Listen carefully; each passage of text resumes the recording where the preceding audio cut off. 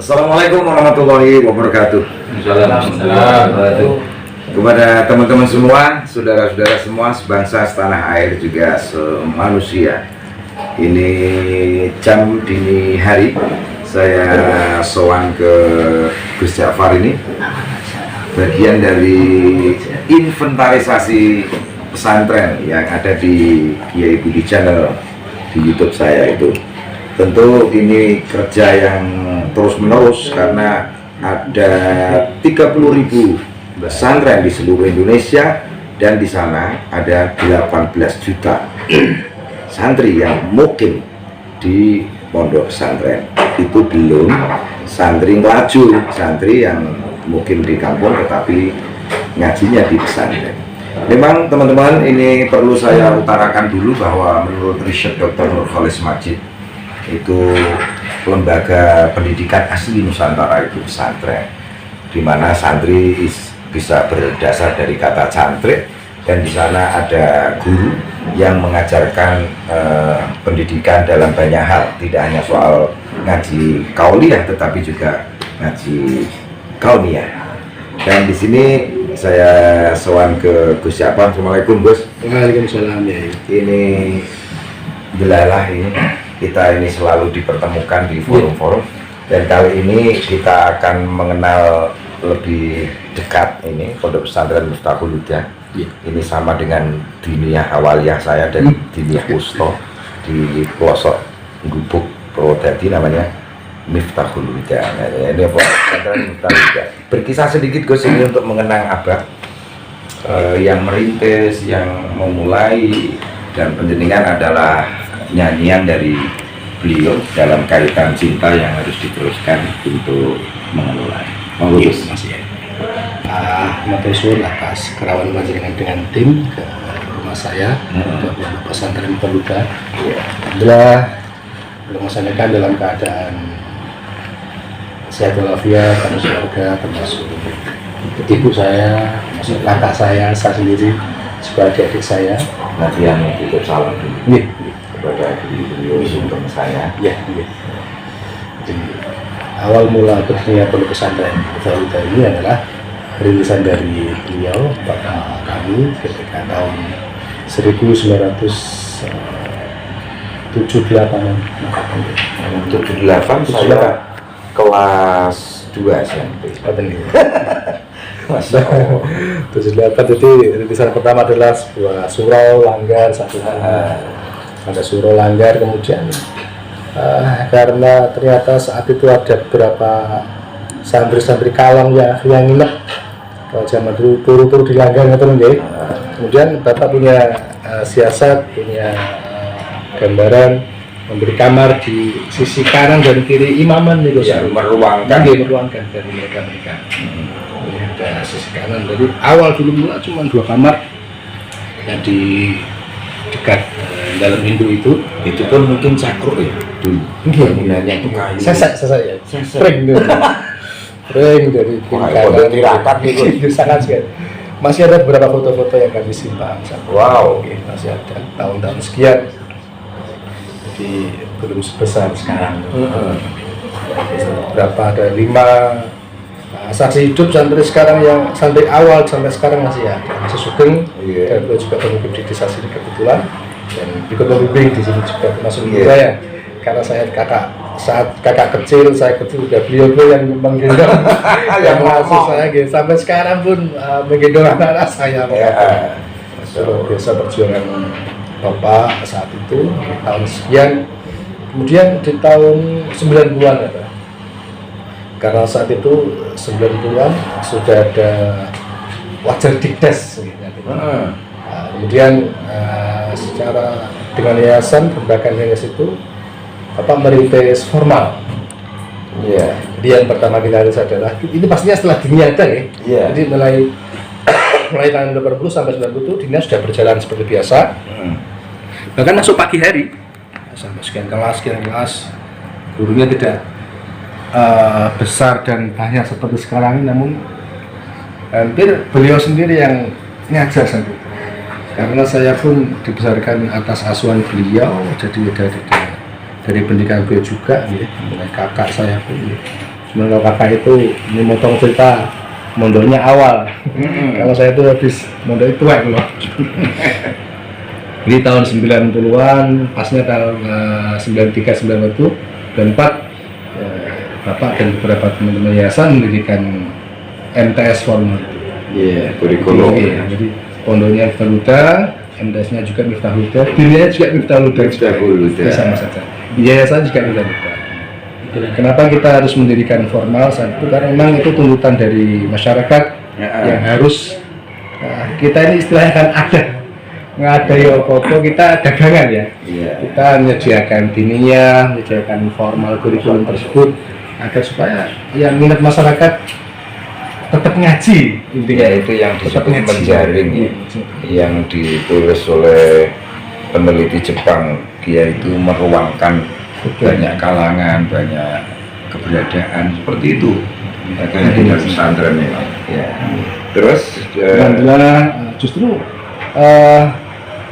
saya termasuk pribadi termasuk generasi pertama di MTS tersebut. Karena memang yang semula saya akan dipondokkan setelah sekolah dasar, tapi karena kita mendirikan MTS sendiri, MTS formal itu, akhirnya saya nggak jadi mondok. Jadi kita biasanya ngono ki ragil. Bener. Ini kan yang kecil. tengah ya itu. Oh, tengah. Dari 94 kita mendirikan formal tersebut, saya sendiri yang menyaksikan dan mengikuti sekolah tersebut. Akhirnya 94 berjalan, MTS berjalan, jadi pondok berjalan, MTS juga berjalan sampai berikutnya. Ya, pasti di setelah itu ya ada perkembangan, ada pesusupan. Ya. Kemudian di tahun 2006 kita mendirikan aliyah juga, madrasah aliyah formal. Asus gitu. Dan saya ngisi di sini tahun berapa itu? Jenengan perkiraan tahun 2003-an ya. Oh, 2003. Itu ABS lagi tahun 2007. Oh, Ini udah antara. Jadi tahun 2006 itu kita mendirikan aliyah atas dasar setelah kita mendirikan sanawiyah. Ternyata banyak lulusan sanawiyah yang tidak melanjutkan juga. Akhirnya tahun yang sama itu, satu tahun itu kita mendirikan panti asuhan sama aliyah formal itu. Kita mendirikan panti asuhan agar supaya anak-anak yang tidak mampu untuk sekolah ini kasih turun melanjutkan ke aliyahnya tersebut.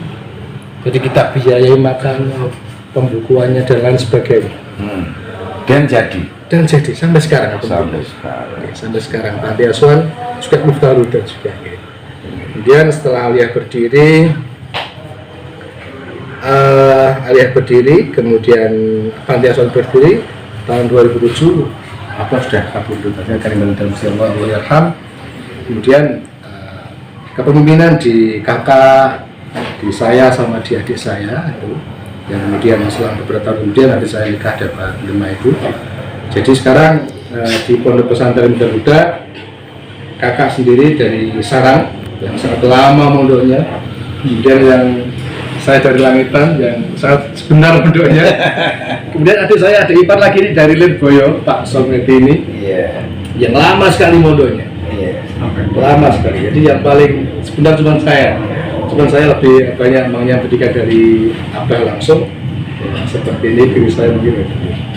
Jadi tanpa merasa rumah, kakak dan adik saya yang tentunya berpendidikan kiai semua, cuma kebetulan jenengan rawuh ke saya.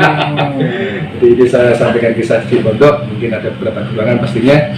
Namun demikian, kami minta doa ke penjenengan secara khusus dan ke umat Islam dan Muslim di Padangan agar supaya kakak Abdul Wahid Muhajirin, saya sendiri dan adik saya bisa mengemban amanah dari Bapak bareng mengelola Miftahul Huda. Karena kalau dibilang berat ya berat, kalau ringan ya semoga mesti ladang ya. Karena ini agama Allah, saya kira kita tinggal menjalani aja. Ya, menyangkut abah ini ya, kita meminjam kata Syahrumi, berpisah itu hanya pandangan mata kepala, tetapi kalau pandangan mata hati yang berwujud galingan, sebenarnya kita berpisah. Ajib ini Gus, kata Syahrumi, waduh luar biasa. Berpisah itu hanya pandangan mata kepala, tetapi pandangan mata hati melalui galingan mengenang itu masih utuh kan. Kita melihat apa dulu membuat gini, Iya, kan masih utuh. masih sangat. Dan jenengan begitu cerita tentang Langgar dan Pondok Asrama Gubuk. Saya sendiri di kampung itu langgarnya ya langgar apa Gus? Panggu. Iya, iya. Dan saya di pesantren Salafiyah Al Munawwir juga Panggu. Jadi disitulah perjuangan para salafus soleh termasuk Abai. Kemudian prospek ke depan ini Gus, Pondok Miftahul Huda ini berkaitan juga dengan ya kan tidak seluruhnya mereka juga bisa menjadi ya kiai di kampung. Adakah celah untuk semacam skill gitu Gus, bekerjasama dengan apa gitu, pernah ada nggak? Iya, kalau kami menyadari karena kita di wilayah perdesaan gitu, secara geografis kita juga melatih anak-anak biar mandiri, walaupun itu dengan bercocok tanam atau istilahnya sudah harus setiap hari. Justru wali santri merasa senang juga ketika kita istilahnya roan ya, roan baik di bangunan maupun di sawah tersebut, karena wali santri juga biar bocah-bocah itu lebih mandiri, biar ngerti arti penggawean gitu. Jadi namun demikian kita juga tidak mengerti ada beberapa teman-teman yang sudah bekerja dari alumni ini, kita juga memperkerjakan dari teman-teman santri juga, yang tentunya juga bisa melatih kemandirian mereka. Di samping pastinya juga bisa ngaji karena itu sesuatu yang wajib. Nah, itu mata kuliah dasar. Kalau ngaji kan wajib. Kalau menjadi apa itu urusan teknis, tapi mata kuliah dasarnya harus bisa ngaji itu. Ya tentu Gus ya, sesuai dengan kehadiran pesantren dimanapun bisa saja ini kalau menyebut desa mana ini Gus? Purworejo ya. Lah kalau ingat Purworejo yang ingat Miftahul Huda. Ya, Tanogiri. Kono Pondok Purworejo, padahal namanya apa? Miftahul Huda. Sana Lirboyo, padahal namanya tidak sebagaimana lokasi. Ini mencerminkan bahwa pondok punya peranan sosiologis di masyarakat sehingga yang dikenang itu nama wilayah tersebut. Betul. Karena Kiai sangat peduli hadir di ranah-ranah kehidupan. Dan seperti jenengan saya sering ketemu di forum ini. Dilusap gitu Gus ya. Pelayapan ngopi. Iya. Terus Gus ya, ini prospek intern sejauh mana? Santrinya berapa tadi? Ada 250 ya. Berapa saya juga 250-an dan punya lembaga formal, juga mata kuliah dasarnya seperti itu sama yang di pesantren. Dan pesantren akhirnya menjadi jawaban di tengah pandemi seperti ini. Orang di luar takut, orang keluyuran takut, dan sekarang nampaknya secara alamiah orang-orang tua akan tergiring istilahnya. Anaknya lebih aman bila dititip ke pondok. Pasrahnya perempuan gitu. Iya. Bahkan kemarin saya bilang sama Kiai Haji Arifin Junaidi, inilah saatnya pesantren akan menerima limpahan dari situasi yang kata pengamat itu sindrom kesepian. Karena pola pendidikan sudah berbeda dan anak itu bak-ubek di rumah sing betah sapa Gus. Nah, tetapi kalau diserahkan di pesantren maka mereka akan mandiri. Mungkin bisa diceritakan sedikit Gus untuk pengetahuan para pemirsa ini harian, ya semacam jadwal harian yang minyaknya itu. Iya. Tentunya kita seperti pondok-pondok yang lain juga, kita mulai ada dibangunkan sekolah subuh, ada kopiah, termasuk ada kemudian lebih subuh juga ada pengajian, di samping empatnya juga jamaah juga, ada pengajian batu subuh kemudian itu. Nah di sini atau di Miftahul Huda ini sudah ada beberapa, kalau yang senior kangkang ya, kakak sudah tidak formal, dia ada teman-teman juga yang kuliah juga, beberapa santri masih di pondok juga, itu juga membantu untuk yang kurikulum itu ya. Betul, ada yang masih kuliah, ada sekolah, ada yang sudah kuliah, yang sudah ada juga, yang usia sekian maksudnya. Kan biasanya habis kuliah mereka sama boyong, tapi ini masih banyak juga yang bisa. Kita juga pakai kewajiban pengabdian di pondok, bisa khidmat di pondok menafsirkan tenaga pikirannya untuk membantu mengajar dunia si formal juga. Jadi itu ada yang sekolah juga mulai pagi, yang sanawiyah, yang aliyah, yang khidmat juga baik di sawah mungkin mengurusi ke semua keseharian santri-santri itu. Ini berarti pondok mewah ini. Mepet sawah. Terus sore mati sore mulai habis duhur juga jamaah juga ada dinia. Nah kalau pagi kita ada dinia, ada TPQ juga. Pokoknya ramai terus 5 jam katanya. Dimulai pengajian sore juga ada, termasuk saya pribadi habis maghrib ngajinya. Terus sampai jam Isya. Mantan Isya ada pengajian lagi yang dunianya. Justru kalau dunianya malah habis Isya nih ya. Oh, kok kayak Pekalongan ya? Habis Isya kan. Dunianya. Karena memang gedungnya cuma itu, gitu. Jadi keroyokan, jadi mulai formal pulang, kemudian TPQ masuk. TPQ masih di simpangan gitu. Formal yang MTS Aliyah pulang, TPQ masuk. Sampai maghrib kemudian gantian lagi. Sampai jam berapa Gus maksimal? Kita sampai jam 10. Jam 10 ya. Setelah itu masih ada musyawarah, masih ada belajar seperti itu. Dengan kelas yang berbeda. Jadi dengan kelas berbeda. Karena sesuai dengan tingkatan kelas tadi. Nah inilah teman-teman. Jadi pesantren dari Haliyah Yaumiyah itu akan menjadi asyik ya sebenarnya, sehingga tidak ada waktu jeda di dalam pola keseharian. Sebenarnya siapa menteri sekarang ini? Bersyakut yang menteri Menteri Agama, Menteri Pendidikan. Menteri Pendidikan. Makarim loh. Iya. Nah, itu kan sebenarnya akan mengarah ke sana. Jadi sekolah tidak mesti harus masuk kayak gitu. Di pesantren pun dengan digelibet acara Haliyah Yaumiyah itu, Iya. ya, tinggal soal persamaan. Dan sekarang pesantren kan begitu guys ya. Ada pendidikan persamaan. Ada. Dan kalau di sini formal. Informal. Ya, bisa Gus, seandainya menghubungi lewat apa? Medsos kah ada? Ada. Facebook. Kita ada Facebook, ada Twitter juga. Luda itu, Pondok Pesantren Luda. YouTube. YouTube belum ada kita. Nah kalau mungkin berkenan ya karena ini fatwa PBNU ya dibikin Bisa untuk ngaji jam-jam tertentu bisa live streaming. Dan itu akan menjadi dokumen otomatis di ranah dunia medsos yang kita jadikan ruang untuk supaya menenggelamkan yang buah-buah dulu. Terima kasih. Matur nuwun Gus, ini semoga kisah panjenengan ini. Tadi saya baca syair udhkur haditsas sholihina wa wasmahu wa bi dzikrihim tatanazzalu kutrun nada wa dzkur fadilatahum tanam barakatin wa kuburu zuriyatan al-fawzan nada. Jadi kisah dari Gus Ja'far ini tadi semoga memercaya kepada kita semua akan mewakilkan abahnya Pak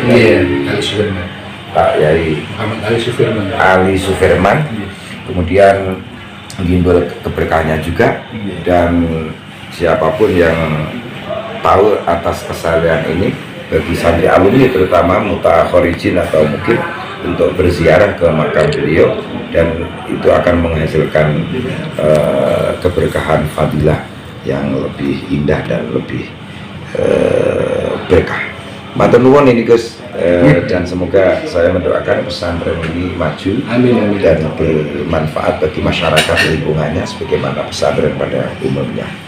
Dan terima kasih, silakan like, comment, share, dan subscribe ke Kiai Budi Channel untuk melihat mozaik peradaban Nusantara yang indah dan adiluhur. Salah satunya adalah pesantren Pondok Pesantren Miftahul Huda Desa Purworejo, Padangan, Bojonegoro. Silakan bagi yang OTW traveling dari arah Padangan ke Ngawi, itu ini ada Purworejo, silakan Pinara juga bisa di Pondok Pesantren Miftahul Huda ini. Ini pesantren yang saya lihat juga sangat terbuka sekali dan menjadi jujukan bagi anak. Dan ini tempat untuk ngomong anak-anak bangsa ke depan. Dan ini komentar orang Jepang tidak salah menurut saya, sudah real. Jujune kok Indonesia Kiai. Yang mau di ruang sebanyak itu dan anak-anak bisa terselamatkan. Semangat ini Gus, yuk. Ya ini jempol ini pondokmu ini, Pondok Pesantren Miftahul Huda. Allahumma sugih santri, rezeki kayak bangun, sugih waras, dan juga sugih ilmu tentu tanah pesantren, dan I love you. I love you full tambah time. Matur nuwun, dan sampai jumpa dalam kesempatan yang lain atau liputan yang lain. Kita bisa bersifat liputan aliyah, liputan madrasah, sanawiyah, liputan apapun. Pokoknya saya tuh ingin mengangkat peradaban itu sebagai. Terus, oh ya, sebelum saya tutup, jenengan Oyo Kober masih saja keluar aktif di Ansor, aktif di apa saja. Bagi saya pribadi, saya cuma meneruskan sejarah dan cerita dari Bapak Ya. yang tetap berkhidmat di rumah dengan berjuang dengan santri-santri di luar di NU-nya sampai sekarang masih berada di saya. Maka tentu. Iya, itu tapi sehat malah. Amin amin. Ya, sekian dan terima kasih. Wallahu a'lam bishawab. Assalamualaikum warahmatullahi wabarakatuh. Waalaikumsalam.